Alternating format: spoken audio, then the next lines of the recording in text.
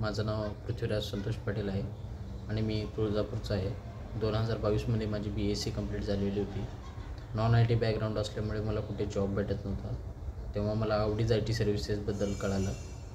मी आवडीमधून desktop support इंजिनिअरचा 2 महिन्याचा course online केला. त्यानंतर मला ऑर्बिट टेक्नॉलॉजीजमध्ये as a server backup engineer म्हणून जॉब भेटला. तर मला मंथली 18,000 रुपये पगार भेटतो. थँक्यू.